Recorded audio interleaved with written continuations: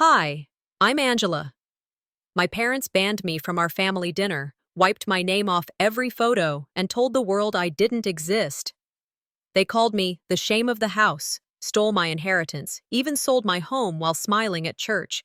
But the night I walked back in, mistaken for the help, the waiter leaned close and whispered, "Welcome home, madam." In that moment, everything changed. But not the way they expected. What happened next?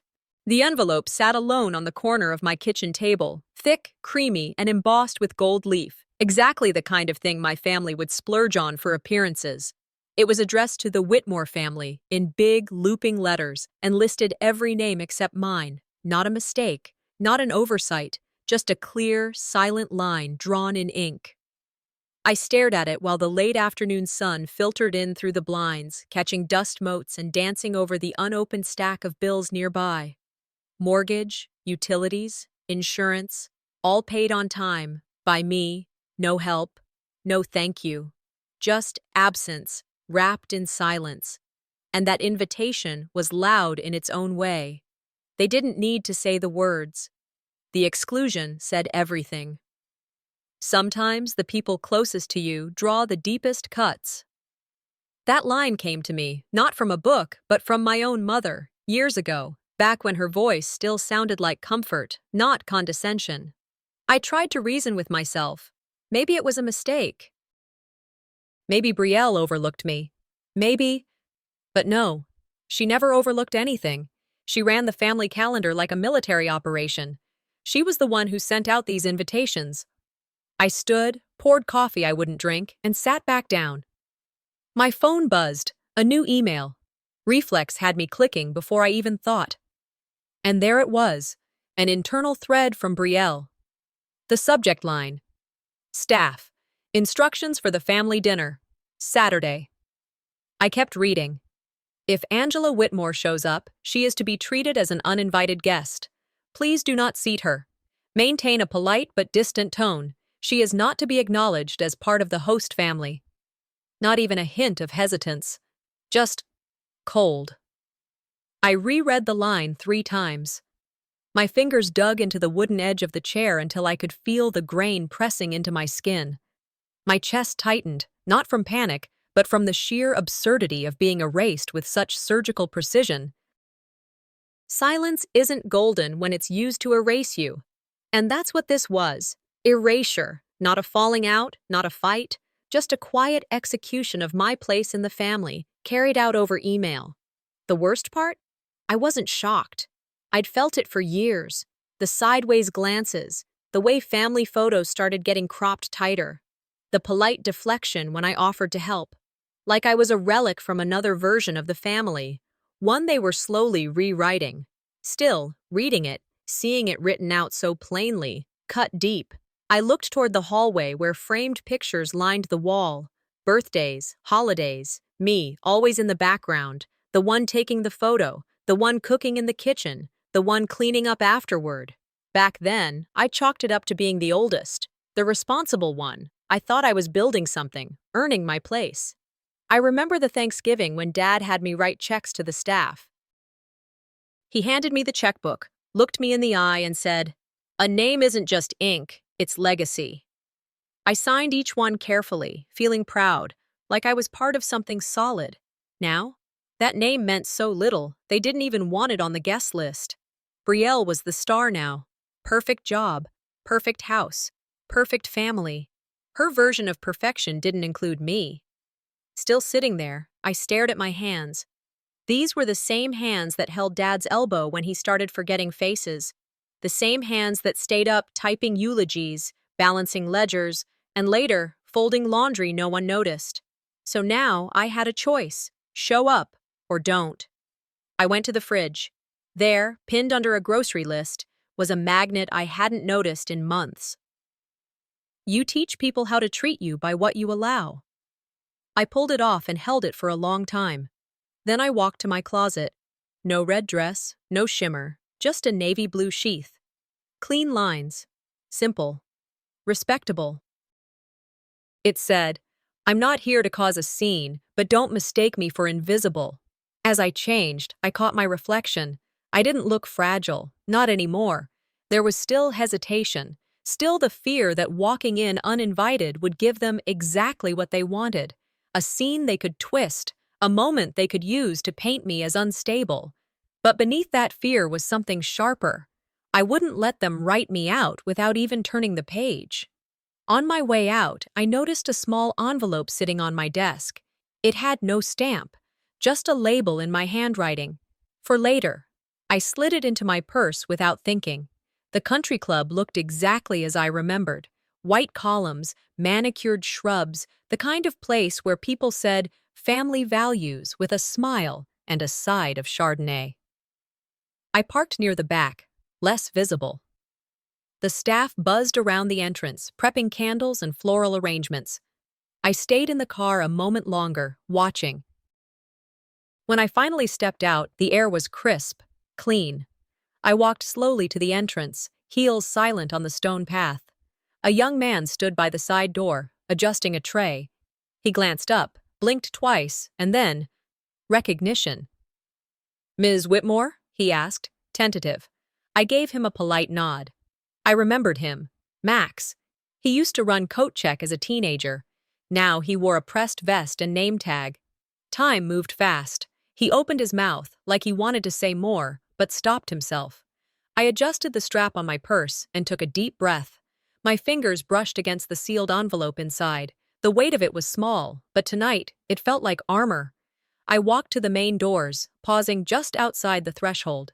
She said my name like I didn't belong here, but tonight I would not stand outside the door again. Stepping into the foyer, I was greeted by the sharp scent of polished marble and white lilies, overpowering, too clean. The cold air of the night was gone, replaced by a curated warmth that didn't reach anyone's eyes. The chandeliers above sparkled like they were trying too hard, dangling over portraits of benefactors I knew by name and debt. The floors echoed under my heels, not because they were empty, but because no one turned to greet me. I scanned the ornate welcome board next to the concierge desk. The Whitmore family, Brielle and Noah, Jonathan, Grace, even their kids, but not me. Money built this place, but my name vanished from its walls. And I felt it, like walking into your childhood home only to find all your photos replaced. You can buy a seat at the table, but not always a welcome. A young hostess stood near the check-in table, glancing up from her list. Her smile froze the moment her eyes met mine. "Good evening. May I help you?" "My name's Angela Whitmore," I said evenly. She scanned the list, paused, scanned again. I'm sorry, ma'am. Your name doesn't appear to be." I handed her my ID. She took it, held it delicately like it might bite her. Then, a glance over her shoulder. Another staff member walked up, whispered too loudly. Brielle said to treat her like she doesn't belong. The girl looked at me, flustered. I'll check with my manager." I stood still. No blinking, no fidgeting. My father's words echoed, as they had in every boardroom I ever walked into alone. "Don't let them see you sweat." I lifted my chin slightly. "I'll wait." As I stood there, the door opened, and a couple walked in. Seasoned members, the kind who wore privilege like cologne. The woman barely glanced my way. The man, without hesitation, shoved a wool coat into my arms. "Mind hanging this up for me?" I let it hang midair between us for a second. Then I stepped aside. "I don't work here." "Oh," he chuckled. "You just looked— Never mind." He walked off, unbothered. This wasn't ignorance. It was erasure, coded in assumptions and smiled through. They're mistaking kindness for weakness, but I wasn't feeling kind. I moved to the side, far enough from the entry bustle to avoid more coats, close enough to see the guest list being rechecked. I scanned the room slowly, absorbing details like I was building a map. Who sat where? Who leaned in too close to Brielle? Who laughed too loudly? Who avoided eye contact? Jonas, the young waiter I recognized, caught my eye. He gave the subtlest nod, not pity, recognition. That meant something. And across the room, standing like she owned the air itself, Brielle. Her dress was tailored to perfection, her hair stiff with control. She saw me, and smiled. It wasn't warm. It was the smile of someone who just crossed your name off a list. I reached into my purse and touched the envelope. It hadn't moved. But suddenly, it felt heavier. I thought about leaving. For a moment, I wanted to. Not because they'd won, but because they weren't worth this. Not anymore. Then I heard my mother's voice, clear as ever. When you walk away, they rewrite the story. I wasn't going to give them the pen. I turned toward the bar, each step more deliberate than the last. The bartender didn't blink when I ordered a whiskey neat. I sat, feeling the cool glass against my fingers, let the burn steady my thoughts. They wanted me out of sight, forgotten. But I was still here, and I watched. Every handshake, every fake laugh, every "you haven't aged a bit" dripping with old grudges. I watched the alliances, Grace clinging to Brielle's elbow, Noah holding court near the wine table like he hadn't once asked me for a loan he never repaid. In the bar mirror, I caught my reflection. Same eyes, same jawline as my father's. But there was something new there. A steadiness. I wasn't on their list, but tonight I would write my own. Moving deeper into the club, I passed tall, white columns and the familiar paintings of men in suits who looked like they'd never laughed in their lives. Their frames gleamed under golden lights, and the hush of clinking glasses and careful whispers filled the air. I knew that feeling. Eyes pretending not to look, but tracking my every step. I kept walking. No coat check this time, just me and the silent echoes behind. Each step reminded me that I had a choice, to fade or to claim space. They can't pull you out of a story you've already written for yourself. The drawing room was always the heart of these events. High ceilings, velvet chairs, and too many conversations no one actually cared about. But my eyes went straight to the far wall. A new family portrait, massive, glossy, perfect. Except I wasn't in it. Brielle stood under it, smiling like she invented the family name. Guests sipped champagne and nodded at her, some laughing too loud, too rehearsed. I stared at the image behind her, Jonathan, Grace, even their dogs, but no Delara, not even a shadow of where I once stood. It wasn't a mistake, it was crafted. I remembered the original, the one where I had my hand on my father's shoulder, standing right beside him, taken in this very room. I blinked, then looked again. They didn't crop me, they replaced me. If I was ever real, now I feel invisible. As if on cue, a server passed with flutes of champagne. I didn't reach for one. My hands needed to stay steady. Something brushed my arm. A folded napkin pressed into my hand discreetly. Jonas. He was already walking away before I looked down. Inside, written in that blocky print I remembered from his school notes. "Everything's still the same, madam." The words didn't make me feel better. Not exactly, but they were an anchor, a reminder that someone remembered the weight I used to carry in this room. Once, years ago, Jonas had been a kid working part-time here. I'd caught him trying to carry 2 oversized boxes of gift bags up the service stairs. He refused help until I told him, strong doesn't mean stubborn. Then I carried one myself. And now, here we were, years apart, still navigating a house that never felt like home. I stepped away from the crowd, found a quiet spot near the balcony doors, and slipped outside. The air was damp. Rain had just started, soft drops tapping against the railings, the kind that made you feel like the sky was holding back. How many times had I stood in shadows so they could shine? How many dinners, birthdays, charity events, weddings? Always there, always organizing, but never quite in the picture. Tonight, they'd made it official. I closed my eyes and thought of a line I once underlined in a book I lent to Brielle, one she never returned. There is no greater agony than bearing an untold story inside you. I wasn't ready to leave. Not yet. I wiped my palms on my skirt and turned back inside. They may have tried to edit me out, but I remembered every scene. Back in the room, I didn't go to the champagne or the food tables. I didn't greet or smile or pretend. I just looked around, like a chess player studying the board, piece by piece. That's when I saw her. Brielle. Glass raised, mid-toast, her voice cutting through the buzz. Her gaze slid across the room, landed on mine. She held it, then smiled. Challenge accepted. I didn't blink. I didn't flinch. My voice stayed inside. Still. Quiet. But it was there, gathering. I stepped forward. Not toward her, but through the room, cutting clean through the noise. I may not be in their frame tonight, but I'm about to redraw it. The dining hall opened up like a stage, wide, polished, impossibly perfect. Long white-clothed tables stretched beneath chandeliers that glowed like warm icicles. Everything was set just so. Glistening silverware, hand-folded napkins, menus printed on thick cardstock with a gold-embossed crest. This room always had a way of looking beautiful and cold at the same time. I moved down the length of the hall, my heels soft against the carpeted floor, eyes taking in the details, names at each seat, handwritten in calligraphy, perfect spacing, perfect symmetry. Until I got to the place card I was supposed to find. Except I didn't. There was nothing. No card, just an empty space between two other names. Or worse, a faint shadow where a card once sat, a scratch mark across the lacquered wood, like someone had hurried to erase something. It wasn't a mistake. This was their theater, and I wasn't on the program. They erase me and still expect me to show up.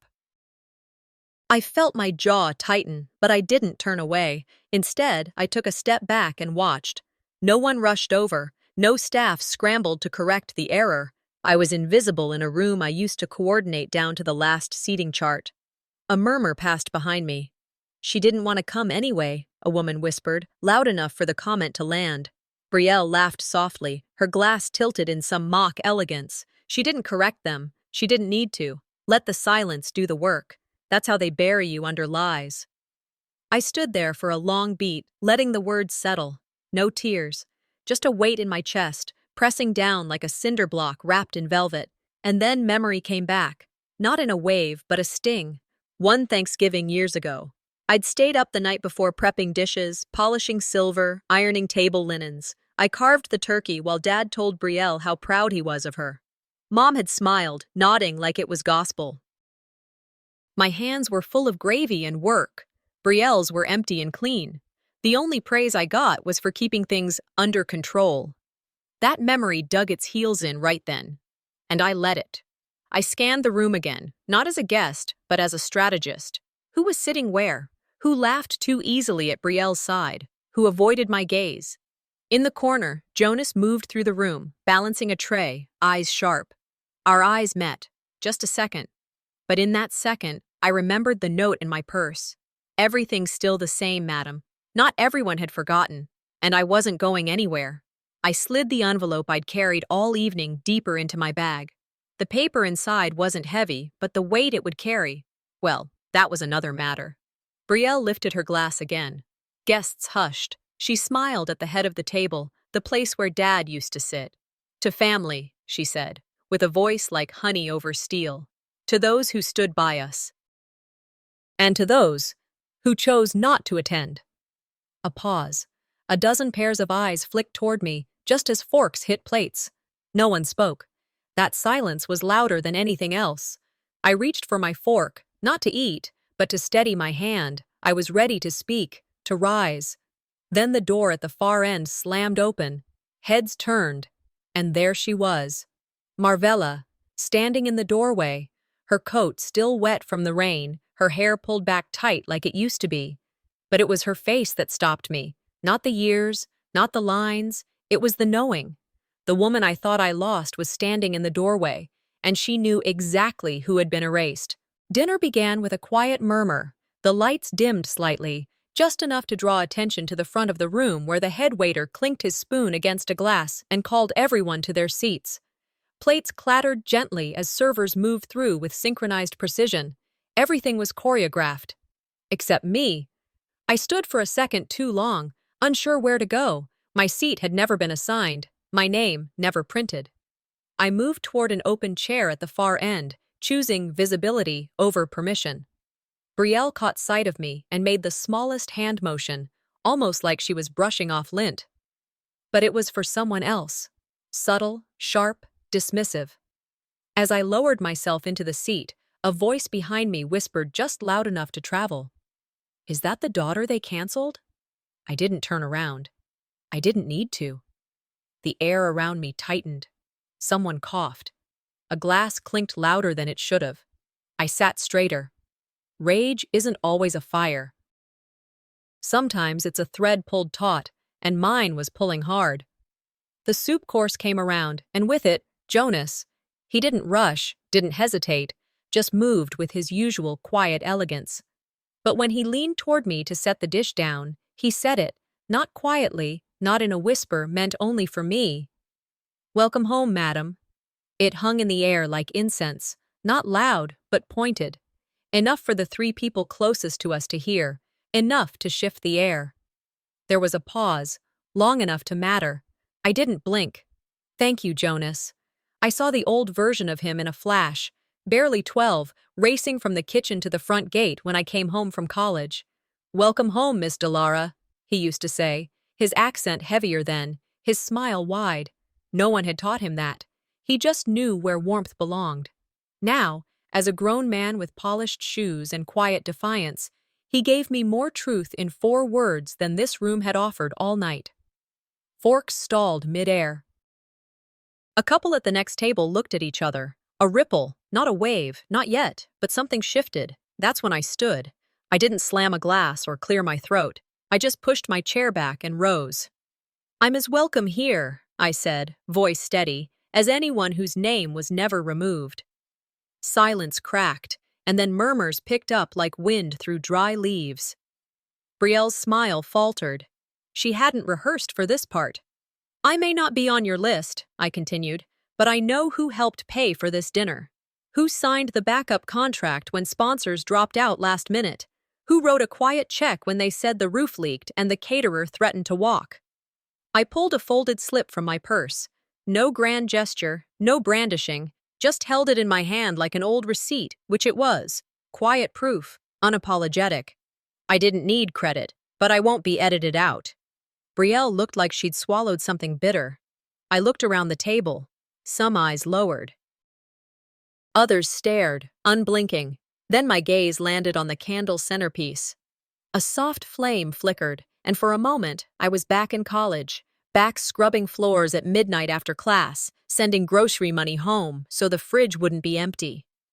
Back wiping my youngest brother's tears when Dad forgot his birthday, but still praised Brielle for a fundraiser. Invisible hurts the most. The ache didn't disappear, but it had a new shape now, one I could name. Brielle rose suddenly, like she'd remembered she still owned the stage. "I think we've had enough drama for one dinner," she said, voice too sweet, too clipped. "We all have our memories, some accurate, some not." She aimed her eyes at the guests, not at me. That's when Marvella spoke. "Let this go, Delara," she said from across the table. Her voice didn't waver. Her eyes were cold, not angry, just distant. I turned to her, calm. "I never left," I said. "You just pretended I did." For a moment, no one moved. Forks hung mid-air, eyes flicked from Marvella to me, to Brielle, and back again. I didn't sit down. I let the stillness thicken. Tonight they see me, not as a mistake, but as a reckoning. The clinking of glasses had died down. Guests leaned back in their chairs, some swirling wine absent-mindedly, others whispering behind napkins. Toasts had settled, but the air hadn't. Not really. You could feel it, like something was about to shift, like everyone was waiting for a reason to hold their breath. I reached into my purse, fingers brushing the envelope. For a moment, I paused. Jonas's folded note was still tucked inside. "Everything's still the same, madam." "No, not everything." I stood slowly. "I have something to share," I said. My voice didn't shake. I made sure of that. All eyes turned. Even those pretending not to notice me before couldn't look away now. I walked to the lectern like it belonged to me. Maybe it always had. I placed the envelope down gently, then pressed a small button on a recorder I'd hidden beneath it. And there it was. His voice. My father's voice filled the room, steady, clear, older than the last time I heard it, but unmistakably him. "If you're hearing this," he began, "I'm no longer able to settle what should have been settled long ago.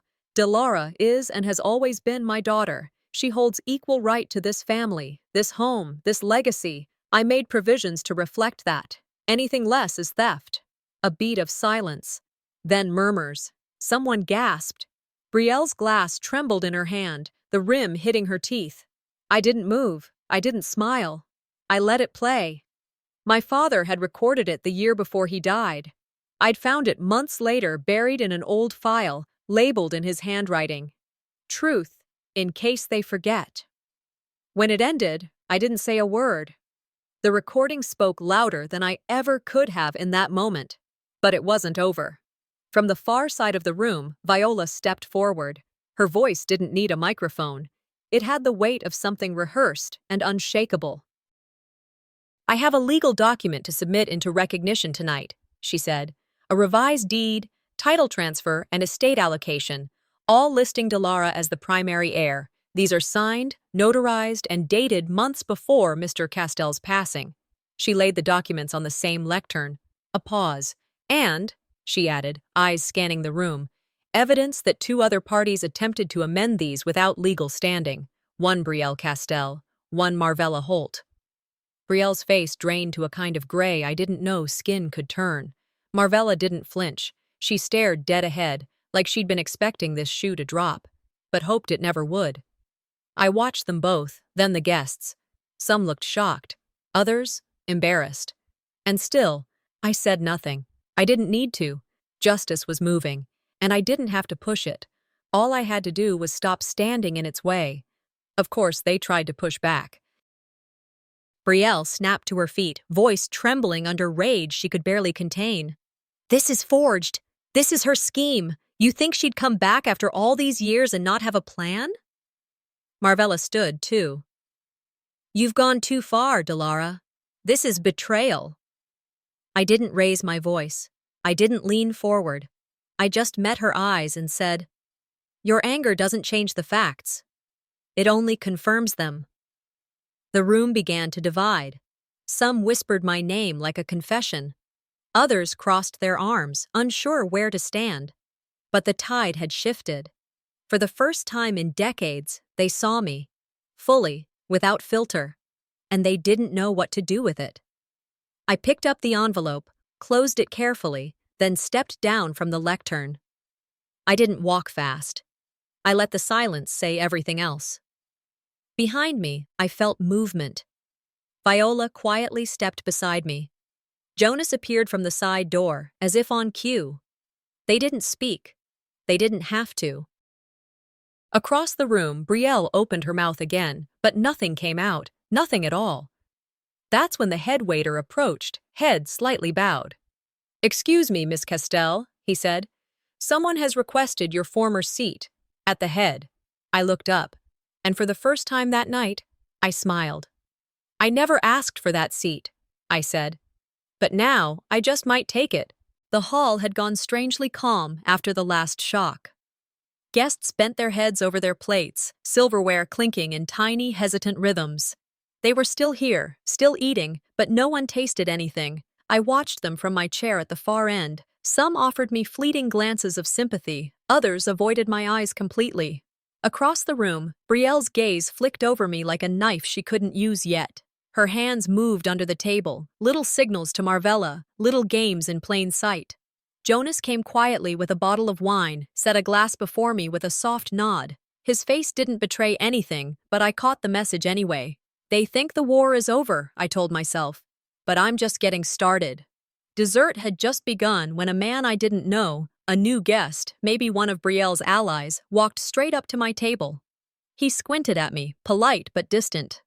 Excuse me, he said, but you look like part of the staff. Are you here to help serve? I didn't even have time to open my mouth. Jonas was passing behind me with a tray when he stopped, turned slightly, and spoke loudly enough for 3 tables to hear. Yes, he said. She does work here. She owns this place. A ripple of gasps. Forks hit plates. The guest's face went red. His wife whispered something sharp. My stomach tightened, but not from shame.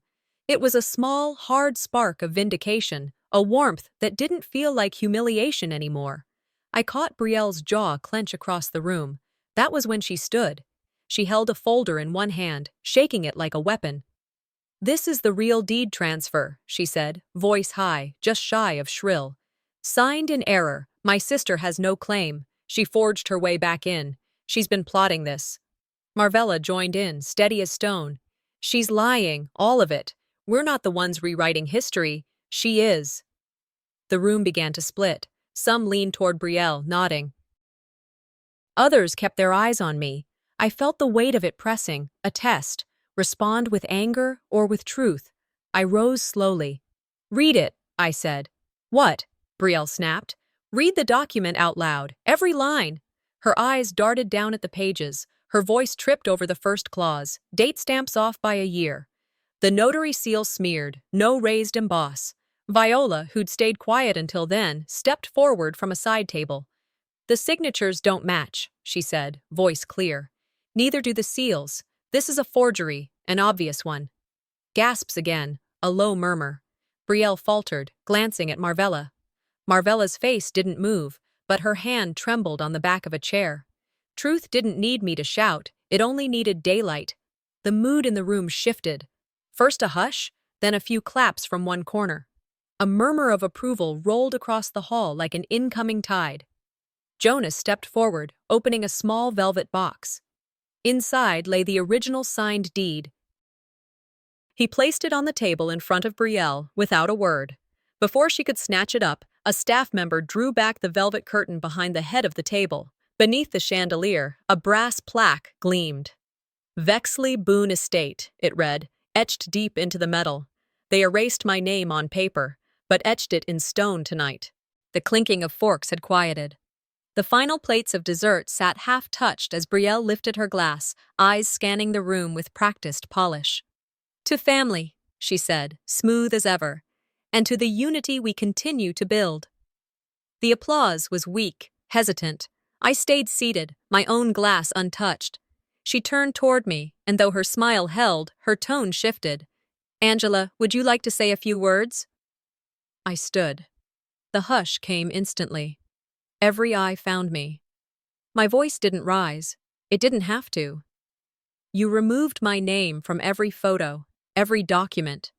You reworked the past to suit your comfort. But here I stand. And you couldn't erase my claim on legacy." People didn't clap. They didn't move. They just stared, like they were trying to reconcile two truths at once. Then, Marvella stood. Her hands trembled, voice low at first. "I never meant to lose you," she said, eyes glassy. "But I was afraid." Afraid what it would mean. For my name, for our place in this town. Her gaze swept the guests.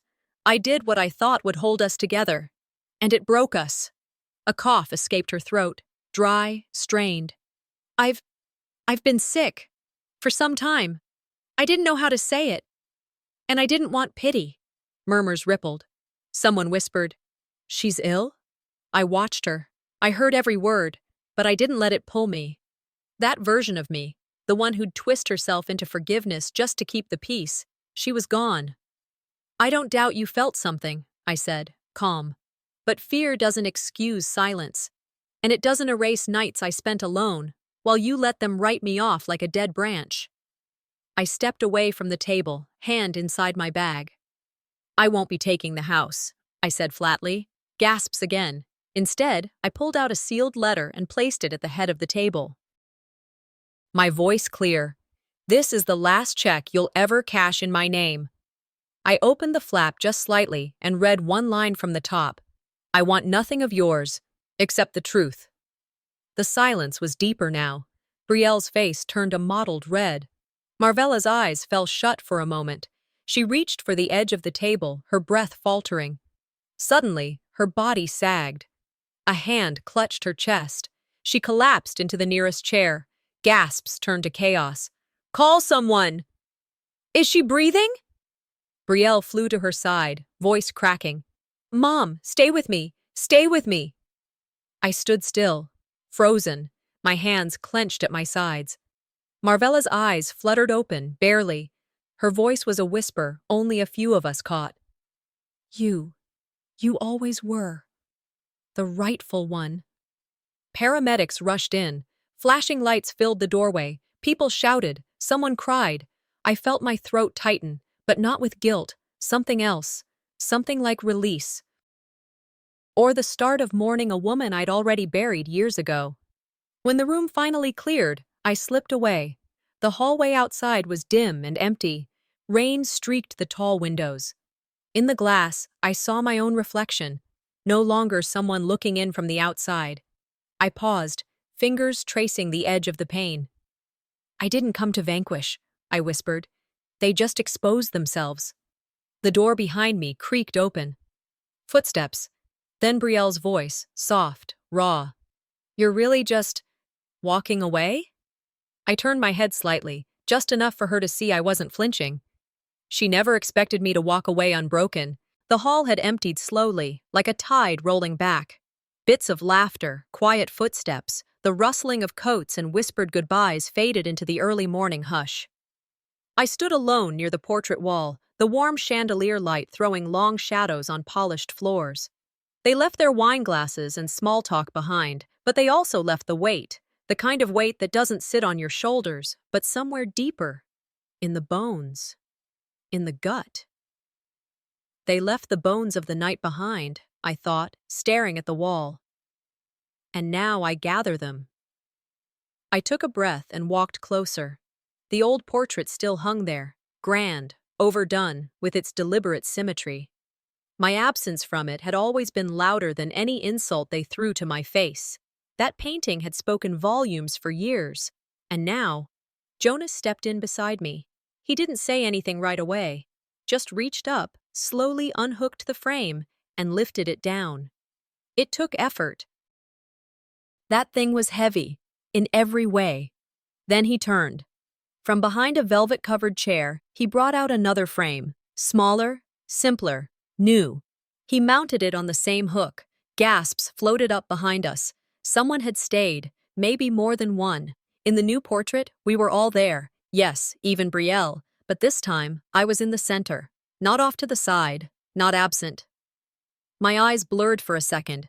Not because I needed validation, but because, after so many years of erasure, just being acknowledged felt like a revolution. In the bottom corner of the frame, almost invisible unless you looked close, sat the image of a folded napkin. Magnolia print. Bianca's, the first one. From the first night. I looked away before the tears got ahead of me. Behind me, movement. 2 sets of footsteps.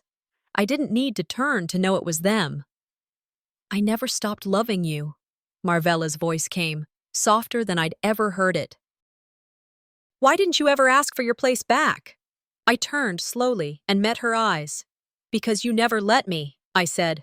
And this time, I didn't say it with anger, just truth. The hallway went quiet. No one moved. Even the air seemed to pause. You don't always need fireworks to end a war. Sometimes all it takes is silence. And truth. Later, I made my way back through the grand hall, pausing, not out of nostalgia, but memory. I touched the edge of the table where I used to sneak food under the cloth when I was 10. Past the corner where Jonas once taught me how to fold the perfect napkin, just to distract me from another of Marvella's passive jabs. I opened the front door, stepping into the cool air. The sky was still dark, but there was the scent of something clean, like the rain had passed. I turned back, one last time. The windows of the club glowed gold from inside. I came home, I whispered, and I stayed even when I wasn't invited. I didn't expect closure to feel so quiet. At the edge of the property, near the stone marker by the magnolia tree, I stopped and opened the letter I'd left sealed in Chapter 8. One line echoed out as I read it under the porch light. Let this remain a doorway, for whoever needs to come home. I folded the letter again, slipped it into my coat pocket. At the entrance, I laid my hand flat against the door. One final touch. Not ownership, not farewell, just understanding. Then I turned. My shoes tapped lightly against the walkway as I headed toward the street lamp. It cast a soft amber glow across the sidewalk. Behind me, I heard the door creak open again. I didn't have to look to know who stood there. Maybe Brielle, maybe Marvella. Didn't matter. They taught me how to be invisible. Now I choose to be seen.